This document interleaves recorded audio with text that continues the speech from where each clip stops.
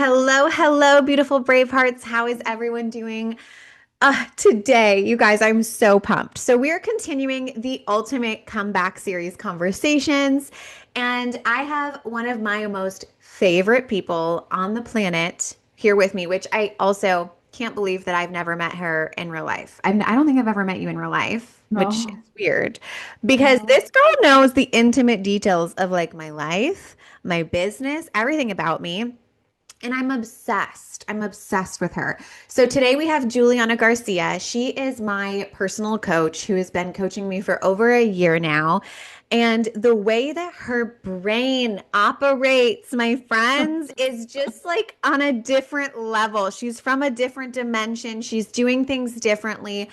I think my favorite thing is that the world could be suffering from something over here. And she's like, yeah, I have no idea what you're talking about. Like, it's just like not a part of her reality. And that to me is so magnetic and amazing and just like amplify. I just am obsessed. So we had to have her come on and talk about comebacks because I feel like not only does she do comebacks great, I've witnessed some of her comebacks and I love seeing that. But what I like more is the behind the scenes of her brain, of how it operates and what she's thinking and how she's feeling and how she's reframing things because it will literally blow your freaking mind today. So I am so pumped. Thank you so much, Juliana, for coming on and having this conversation with me. I appreciate you and your time. Welcome to the How to Get Over Your Ex podcast. Oh my God, what a dream come true because I was listening to this podcast when I was getting over my ex and I was hooked. And here I am. What? Oh, fun. So good, right? Yes, I love this. Oh, I am so pumped. Thank you so much. So, can you go ahead and do a little intro about who you are, where you are, what your background is? Tell us a little bit about you. Yeah. Okay. So I've had nine different lifetimes in this lifetime. Just kidding. So let me just Kidding, but TLDR. not kidding, like, but also kind of for real. It's okay, so my name is Juliana Garcia and I am a marketing and sales and delicious mindset mentor, I would say.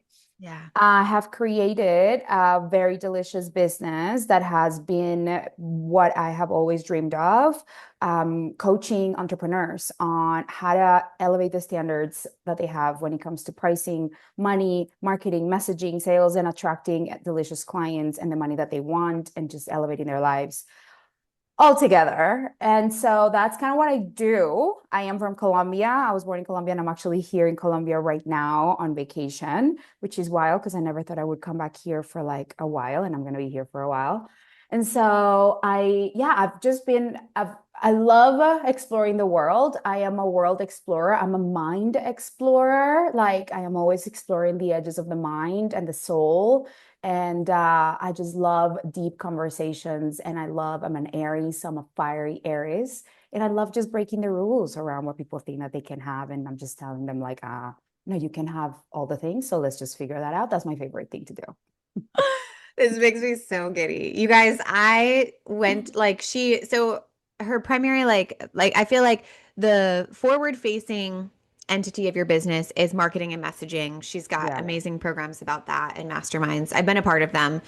But I actually didn't go to her for that, really. Like, I just was like, I love the way your mind operates. And so, like, yeah, probably I could work on messaging and all the things. So I'll do that. But also, can I just work with you to like do mindset stuff? And so I love that Yeah. you also called yourself a mindset mentor because I do feel like, yeah, I feel like that is on brand. That makes sense. I feel like that's Hmm. what you have done for me. So thank Yes, you.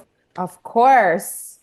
All right, so let's dive into comebacks. I am really curious. Can you please note or share with us, either like 1 to 3 notable comebacks that you've had in life, like areas of comebacks? My gosh. I feel like my life is just a big, massive fucking comeback, like all around every time that I'm like, okay, so first of all, first comeback of all time was just like the fact that I was born in a third world country and then being like, I'm leaving by myself and I am just going to go to Colombia by myself and everyone broke up with me in the sense that like my parents didn't want me to go, they did not support me. And like there's nothing more satisfying than like doing the damn thing. I was on my like literally on my own. And then I think it was maybe a few maybe to me like 4 years after I left. I left when I was 17. And after 4 years, 4 or 5 years, I came back to Colombia for the first time. And I had my Australian passport. I was a citizen. I had gone to university. I was like, look, everyone's like, how did she do that? Like, oh, I'm sorry, what? I thought you were gonna come back like with your tail in between your legs and being like, I shouldn't have left. And so like that's like one of my, like life stories, forever comebacks that gave me the resilience, that gave me like the confidence to be like, if I can do that, I can fucking make some shit happen like in my life, even if I have so many odds against me. I would say like that's my first big, big, big, massive comeback, I would say. The second one,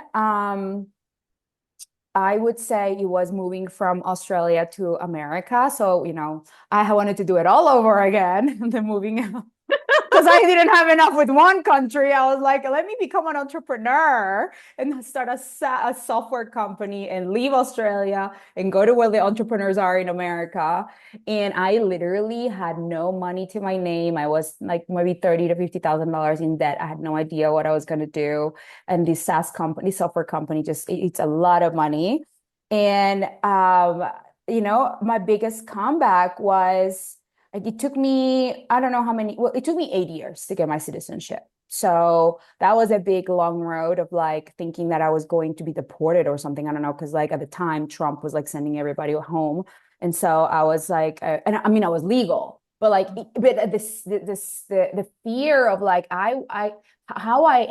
how intimate I was with uncertainty and with like not feeling like I had control over my life and my future because it was in the hands of somebody with a file in like immigration department that could just decide, no, I don't like your last name, you're out of here. Like there was Yeah. no, it was like it felt so powerless in a way. Yeah. And then to be at the same time building my business and having two jobs. I was like, I'm my own lawyer because I couldn't really afford one. And so having like the time to do all of that and then building my coaching business, like, and then ending the year 2019 at my first six-figure year, Mhm. and then having my fucking American passport in my hand.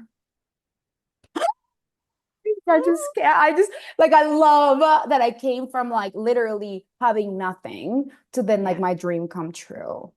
And then Yeah. I would say my last one is like coming back from my ex, like the biggest comeback that you were there for me.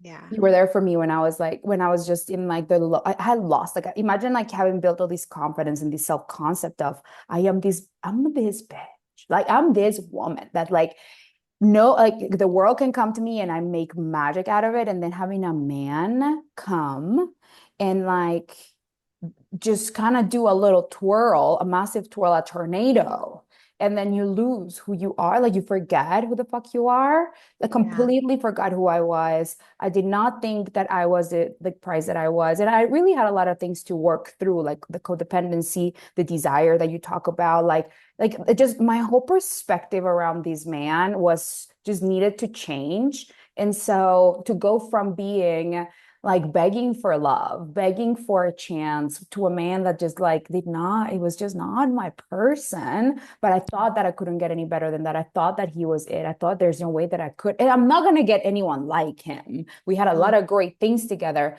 but I just thought that that was just because he felt good and we had so much in common. It was my person. So to come back from seeing myself that way in such a low, and then experiencing my business feeling so heavy and so low and going from making like $2.5 million to I still made $1.8 million a day where I was completely fucking heartbroken. But still, it was like I was not growing. And Yeah. it was because of him. And to come back to being here today and Mhm. being like, God, like I have zero, I mean, not only zero desire for it, but I have just so much compassion for who I was. And like I can see why it was all happening for me. I Yeah. just can't explain how delicious that is. Mm. Oh, I love it. So good. So good. Okay, let's talk about, I want to specifically from you. I feel like your perspective is going to be so exciting and beautiful and different and edgy when it comes to the messy middle. So you gave us Mm, three beautiful comebacks, three beautiful hmm moments in life where you had a low and you worked through it and you got to the end. Some of them were varying degrees in timing, but I am curious, like, can you, and this is a twofold question. So the first question is going to be, what was your lowest low? Can you think of it in any one of those? What do you feel like was your lowest low? And mm-hmm. what was that moment of you deciding like, no, this is not going to be how my story ends? Mm, mm. Oh, okay. Well, if you want me to be like completely honest, I will be honest. And I mean, if this is too much for the listeners, this is definitely a trigger warning. But I would say that my lowest low was um, calling the suicide hotline Mm, on my birthday because I had no one else to call. I mean, I mm, probably had a lot of people to call, but I just didn't, my mind did not think that mm, I had anybody in my world. And I was so reliant on my ex to fulfill all my needs and to feel like I had somebody in life. And it was 2023. It was not that long ago. It was April 9th, 2023. I called the suicide hotline because I was ready just to be like, if I can, I just don't see the purpose. mm. What's the reason why I should be alive when so much pain, when I'm experiencing so much pain Yeah. when I'm awake. Hmm. And so for Yeah. me, it's just like I rather not, like I'm complete. I don't need to be experiencing this amount of pain. So hard, so vulnerable. Thank you so much for sharing Yeah. because I think that's a very real feeling and experience for a lot of us. I remember my moment was in 2023 with that as well, of feeling like if I don't matter to the person who mattered most to me, then why am I Mm. here? You know? Yeah. And Samesies. right, such a drastic thought and belief. Thank you so much for sharing. I seriously appreciate that. What do Yeah. you feel like was the turning point from that? How did you turn away and decide to stay? I'll be very honest. Mm, I was living in California at the time, and it was just not honestly following through with that desire of like completing your existence is actually hard. Like yeah. it requires a lot of logistical, like I'm like, I don't want Mm, to fuck that up because then I can't come back. You know what I mean? And mhm, so I think there was a fear that I wasn't gonna do it right and I was gonna fail at that. And like I was really ready for, and so I was like, but how? And I couldn't figure out how. And mm, and I like, this is California is a place where you just can't like access a gun, for example, whatever. Like mm. I'm not gonna get into the details, but like that's where my mind was. It was like, okay, so like this, so how do we go about this? Yeah. And it was just not a viable option that I just didn't even know how that works. It was just like not. And so Mm, I had no other choice but to sit with my emotions and to mm, sit with my reality. And so that was my purgatory, was to be with what I was trying to exit out of and ejecting out of. mm. And it was not like one day I saw. It was not a quick thing. I mean, I spent all of 2023 really bringing myself back to the present moment. Okay, so today I can breathe. I woke up Mm, and I can take a breath and I can look around. I have walls around me. They're white, and I have a house, and I have food in the fridge, and I can walk, and I mean, it was like that. I had to come back to like pure orientation of safety. And mm, that's why when you reflect to me that my perspective is soothing and that is so good for your system, I'm so fluent in what it feels like to be in a shitty fucking place yeah. because I was so intimate with Yeah. all of that. And I had no choice but to look at all the parts of me that I had abandoned, and the Mm, parts of me that I had abandoned by being with this man, and all the parts of me that didn't believe that I could find anything better. And that inner part of me, that inner child, many of my inner children, the many of them that we have neglected, that I yeah. had neglected not just in the relationship, but in my business. I had neglected a lot of parts of me in my business at the time for the sake of choosing like to make more money and more money and more money and more money and more money. And so money had become like my goalposts. And so there's so many other things that are important, like, I mean, money is obviously, I love money, but I'm the queen of money and I love it. But at the time, I noticed that I could see the blind spots in my relationship with money, and my relationship to my self-worth in relationship to money, and then and this man. And so I had to really sit with the baseline of like, why is it worth it for me to be alive today? Like, what's the point? And the Mm, point for me was, well, I mean, I'm not getting the streets, yeah. and maybe I'll get there, but like, even if I get there, how am I going to choose to hold myself through it? And so I Yeah. became, I would say, one of the best in the world. I'm sure lots of people, but I haven't met a lot of business coaches or a lot of people that have this deep relationship with their own parts and their Yeah. parts of who they are that have neglected. And I just had my soul definitely needed that in this lifetime to be like, okay, so here we are. We lost everything we thought that we were meant to have. And so now what are we left with? And the reality is that I had an amazing life still. I just wasn't Yeah. seeing it. I just Mhm. I just had this expectation that I had to be married with this man by now. I had to make this much money. I had to make $20 million by 2023. Like, all these things that were putting so much pressure. And so for me, it was a process of re-parenting and loving those parts of me that I was outsourcing the love to the man and to the money. Yeah. Honestly, what I'm hearing from you, is really just the intimacy with like the rock bottom version of yourself and feeling Yeah. so comfortable and like holding her so calmly and so lovingly and seeing her as your highest version, even in her lowest version, which is so like grounding to hear. Yeah, Mm. so good. Yeah, I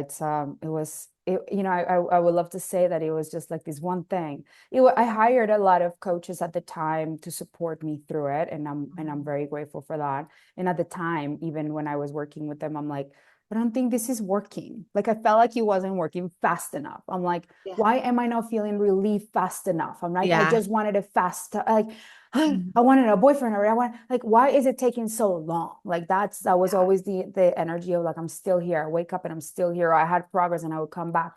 And then looking back, I was the one making it harder for myself to progress because I continued to think that I was in the wrong place. Like, I'm not, I should be further ahead in my healing. I should be further ahead. I shouldn't be so affected by all these things. And I shouldn't be, and that was the part that slowed me down. Coming, like, Yeah. looking back, I don't have Mhm. any regrets, but I just see like, oh well, it makes sense that it took me that long because I was mean. I was mean to myself.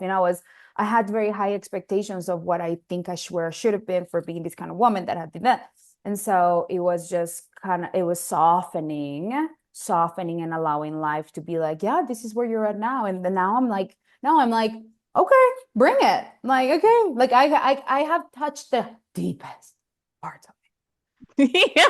it. The deepest. So good though. The Juliana's so good. I feel like the same way with my 2023 journey of like the miscarriage and stuff of just like I had the same thing of like why am I not married? I should have a baby, especially because like I had the baby. Like it was like something that I had that then felt like it was taken away from me and I was like, "Oh, Mhm. it's May. She would have been here.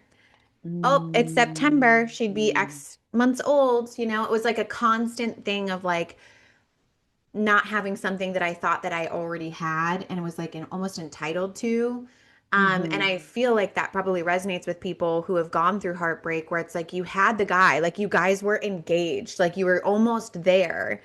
And then it's hard not to like project into your current reality of like the thing that you think that you thought you were supposed to have. But for me, a Exactly. lot of it came back to attachment. Like, yes, getting intimate with Yes. myself too, but I had to work on releasing attachment to the baby and kids in general. And it was like the best thing that ever happened for me of like being like, what if I lived my life without children? And like, what are all the pros to that? And how can I be a mom still without actually being a biological mother? And like, doing all of that work was so helpful, not only obviously for like my mental health and everything, but when we really think about it, I also believe that that's what collapsed the timeline of creating the, like, I didn't even do it to create a child. It was just that once I fully released all the attachment to needing it or having it, then it appeared so rapidly. But I didn't Mm, do it so that I could get the result. And I think it's mm. hard not to when you want something so bad. You're like, oh, I'm going to release attachment to it so that I can have Yeah. it. Yeah. You know what I mean? That's what people say. Like, I just release it and it's like, and then it'll come. So you do it for the sake of getting it. Yeah. Yeah. So good. Yeah. I love that. So then, Juliana, I guess I'm also really curious about the messy middle a little bit because I feel Mhm. like the messy middle feels like very like it's so well, the word messy comes to mind. It's so messy. It feels like intertwined. It's hard to see your way out of. And I think also sometimes when you're in the messy middle, it feels like things are actually getting worse before they Totally. get better. Oh, And you kind of yeah. alluded to that a little bit of like, I feel like it's not working. So, like, Yeah. what do we do in those moments where it feels like it's not working? It almost feels like it's getting worse. How do you see that? Let me sit with this for a second because it's so Mhm. real. It's so real. How do I sit with the messy middle when I feel like it's not working?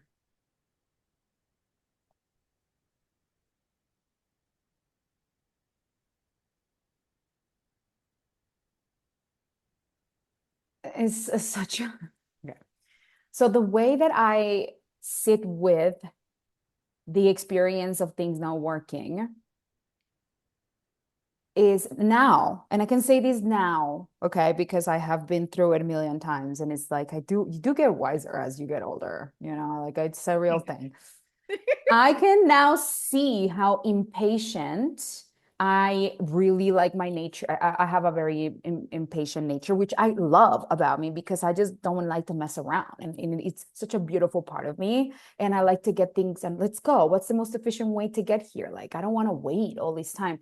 And that's also like a gift and it's also a shadow because then I don't see how things are improving and therefore I'm blind to all how things are getting better. So when you are in the messy middle and you're committed to the idea that things are not working, they're not improving, that's a self creation. That's it's impossible. This is how I remember thinking about this. I'm like, it's impossible that things are not working because I'm moving through them every day. So it's impossible that I'm going backwards because time goes on and it's not like I am sitting on the couch for months and months ahead in no end and not doing anything about it. Like that's not what I'm doing. And I think a lot of your people who are listening to this, even just the mere, even just listening to this conversation, even working with you and being in the process of working with you, like I hired you, you were my coach first. I hired you because I needed somebody to help me move through things that even if I didn't feel instant relief, which by the way, I did just by watching your videos, I'm like, God, I remember it was like a weekend and I watched all the videos. I'm like, oh, I feel so much better. Like I'm like, what is this? Every video just felt in the Get Over Your Ex program. I was like, God, I wish I had fucking bought this earlier because I would have not let myself be so deep in the hole. And every single part of me just now goes into like I'm always moving forward. Like I'm always moving forward. And my perspective now is I'm delighted to see how things will unfold because clearly I thought they would unfold a certain way and I was attached to them unfolding a certain way. And God's got better plans. God's got better plans. And I don't need to see the plan and I don't need to know the plan to believe that the plan is working and that I'm of course moving in the right direction because at the end of the day, am I God? LOL. And then so that I just laugh about it. I'm like, oh my God, that's so funny. I'm so cute. I'm trying to be God. LOL. Oh my God, that's so funny. I'm so Trying to funny. play God. Yeah. Mm-hmm. Like I just find that we want to have so much certainty and control around how things work and the timeline and the this and the that. And like we don't understand the bigger plan. We don't understand why this is all happening. And this is the part of me that I always go back to when I am like going through something is like, I just know God's got a bigger plan. God's got a better plan. And then, so how do I want it to go? Do I want to suffer deeply? Suffer meaning, do I want to continue questioning God's intentions or question my own? For people who are not religious, for people who are maybe not spiritual, that I am here for a reason at the very least, and that this is happening for a reason, as cliche as it sounds. Do I want to trust that or do I want to fight it? Fighting is it's very exhausting, and I'm already tired. I'm already tired. Like, this is a lot when you're going through something. I'm already tired. So we create our own messiness, like on top of the messy, which is a lot. Like, it's like, I'm trying to like make it easier on myself. So for me, is that relationship to I don't have to know the bigger plan, but I know that the plan is working in my favor. Why? Because I have a desire in my heart, and I know that I want to be loved, and I want to be loved by a man that is accepting of who I am, and like that, da, da, da, da, da, da, da. And so, do I believe that that's available? Yes, I do, and I'm never letting go of my desire. Period. And I'm willing to be open and receptive and curious about the way that is going to show up. Yeah. Oh, I love that. While you're talking, I'm almost kind of seeing, I hope this comes out clear, but I almost see the messy middle feels so messy because things are falling away. And it's not necessarily the things that are falling away that are the messy part, but like you're saying, it's the compound like brain pain that we place on the things, like the stories that we have Totally. about the things falling away that creates the extra mess Mm-hmm. instead of just letting the thing fall away and then having acceptance around that and seeing just let like getting to notice what appears in its place. Literally. You're so good at articulating things. Oh, thank It's you. kind of But like we also like break. Imagine that you break like the most amazing like vase or anything that's like that you have that you value so much. It breaks, yeah.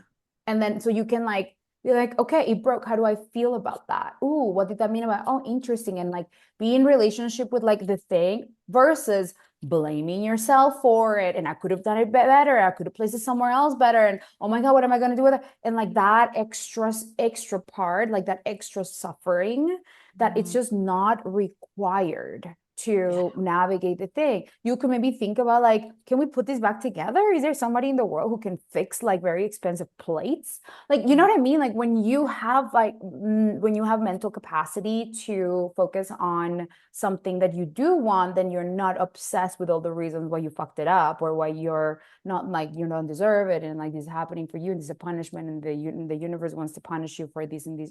It's just like all that extra stuff is just the Yeah. thing that causes the delays the desire. Yeah. Yeah. I feel like that's one of the things that I've loved learning about while working with you is to stop taking so much blame, which it's easy Mhm. for me to see it for other people, especially when it comes to like heartbreak. I can just Mm. so clearly see women specifically taking blame for like men's poor behavior. They're like, well, I have to make Mm. sure that I find someone who doesn't cheat because the last two of my partners cheated. So clearly it's a me problem instead of realizing like Mm. that's not the job though. Like Mhm. it's not a you thing, but we are so quick to take it on as a we, like as an us Mm. thing or like an I problem. And then when working with you, I feel like you're then sharing with me and like reflecting back to me how I'm doing that in other areas with business and money and marriage and mothering and all of these things of like, oh, I don't have to make it mean all these terrible things about myself. Yeah. I'm like, is that's an optional thought?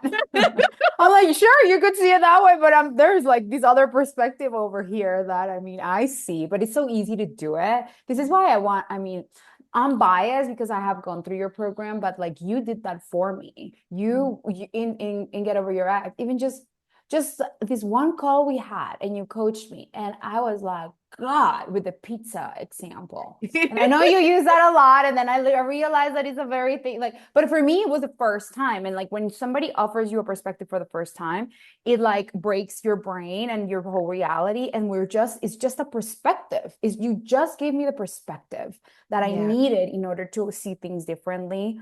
And so it's for anyone who is listening, if you are in the middle of of trying to get over your ex or a divorce or anything very so difficult, for me, what was helpful was getting in the presence of somebody that could offer me a different perspective. Because when you see life through a different perspective, everything changes. It's like your whole perception of reality. It's like, wait, I Mm. see. And that's all we need is a shift in perspective. And that's what you're so amazing at, at, at shifting a perspective in your own way. I mean, I help you with a different perspective in other ways, but like you were the first that gave me a perspective that really helped me take him off of the pedestal and like help me feel like in like I'm like, oh wait, you're right. Like, what the fuck am I doing here? Like, LOL, like why am I seeing I this? am the catch. I am Yeah, the one I am the qualified for catch. this position. Overqualified.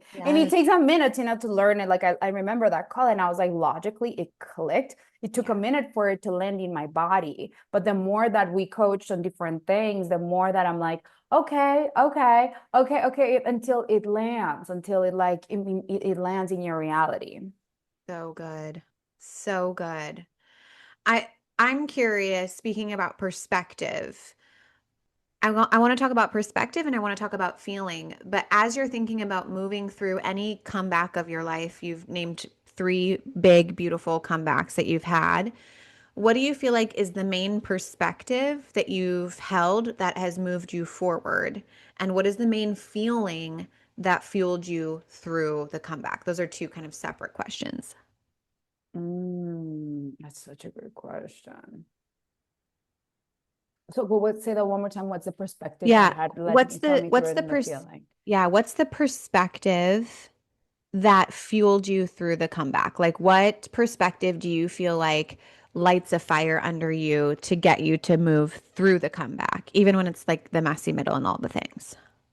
Yeah. Okay. So this is where my stubbornness, maybe it's the Aries. I don't know what it is. This is, I think, where being stubborn has really helped me, Yeah. and being a little bit like I'm gonna fucking show you. I don't know who I'm gonna show. It's like mostly like me because at this point I have Yeah. proven everything that I like. But if I Yeah. look back, let's say comeback number one, moving from Colombia to Australia and like coming back with my Australian passport and seeing my mom's face. Hmm. Like Hmm. what got me through 5 years of being alone in Australia was like, there's no way I'm going back to the old life. Yeah. Like, absolutely fucking not. I'm not going back to the old life. Like, I'm just not.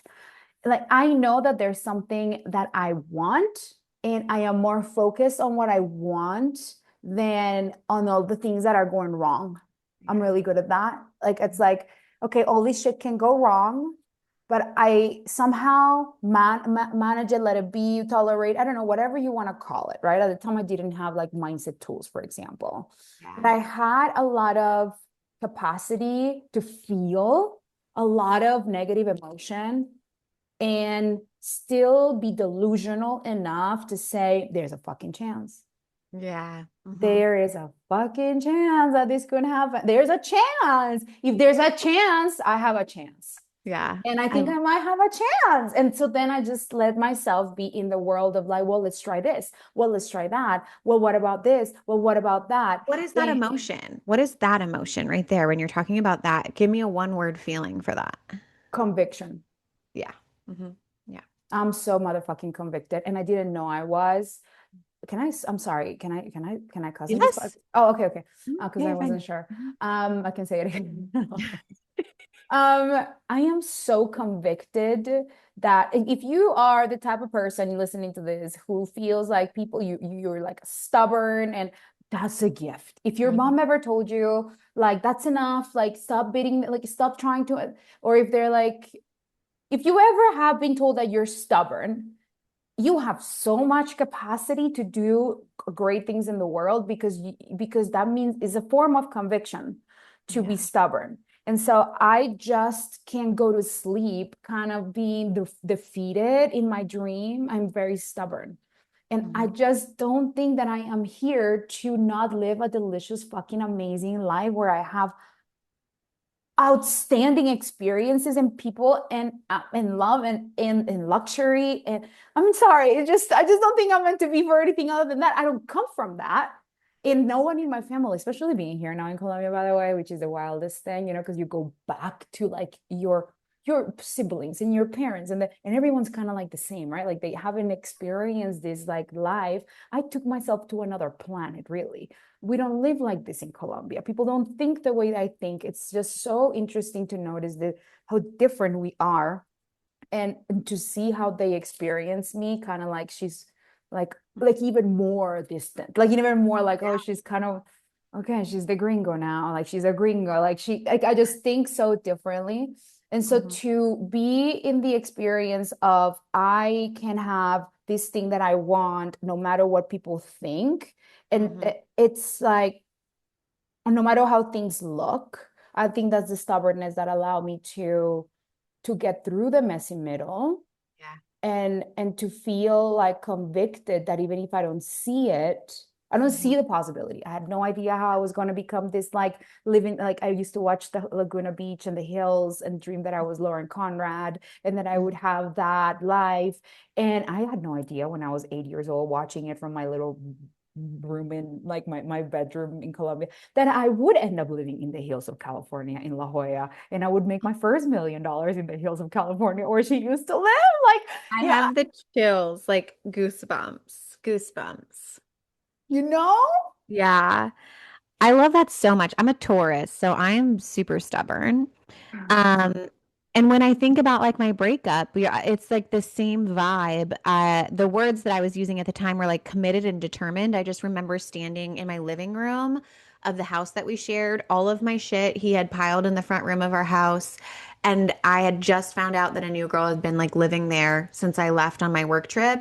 And it felt like a moment where it just dropped in. Like it just felt like a moment of like, the only thought that appeared in my head was, there is no way I'm going backwards. Like, there is no way that Yes. I am living a life that is less than the one that I have seen here today. Like, there's just literally no way that I'm not going to have the lifestyle that I pictured and envisioned with Yeah. him without him. There's literally no way. I refuse.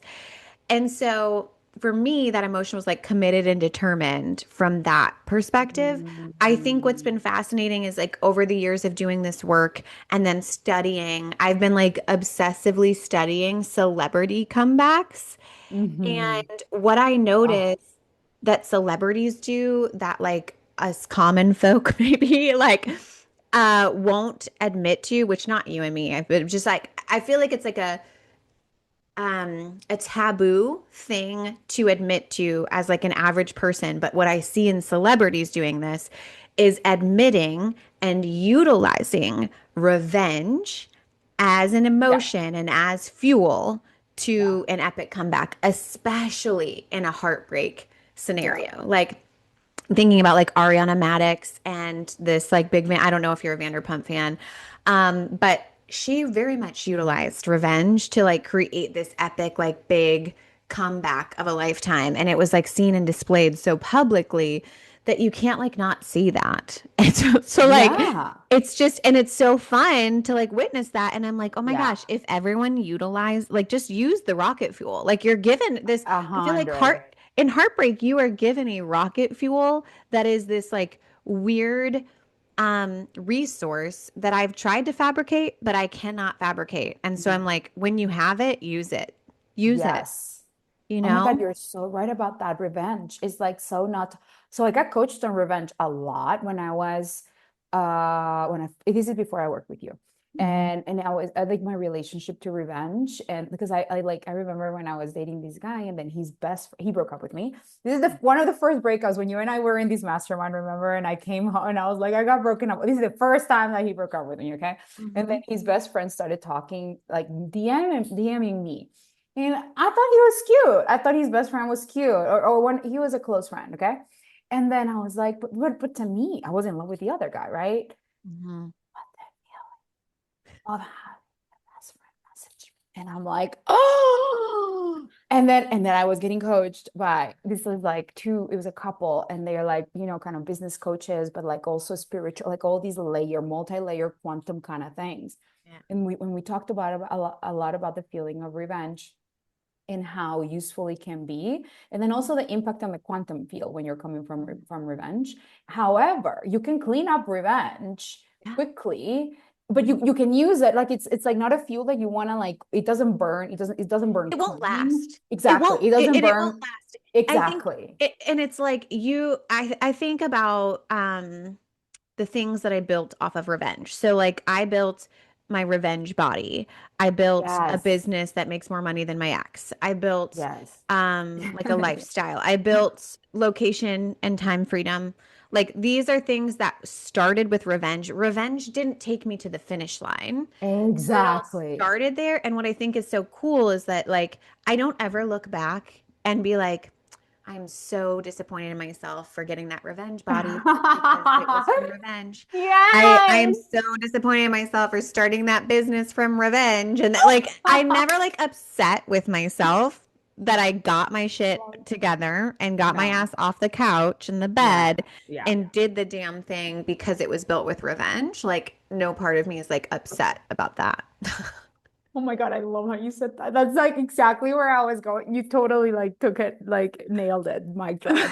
Like it's just such a good reason, but because we're not taught, oh, anger is a good thing. These are feelings that are can be helpful, right? Like all these jealousy has its place because it shows you what's possible, but you just need to know how to metabolize the feeling so that you Yeah. can use it and then Mhm. know how to metabolize it into something that is more sustainable. Yes, I love that word metabolize because that's exactly what happens with revenge. It metabolizes into conviction.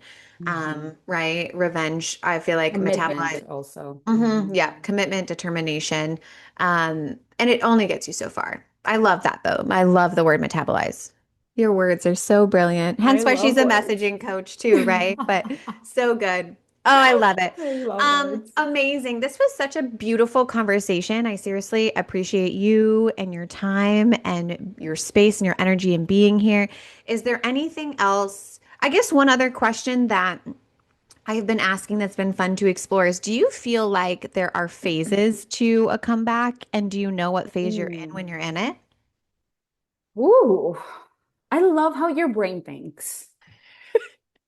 Okay, so everybody just notice, please, let's all appreciate together Dorothy's brain because she's got the best way to organize concepts and teach them so that you can metabolize them and land them. And I'm like, God, you're such a good teacher, and being like your coach, being also your client, seeing the insights of your program, but also seeing just yeah, how you do everything. It's like, oh, that's like let's put a framework on it. Yes, like please, let's do a framework. I'm like, my brain loves frameworks.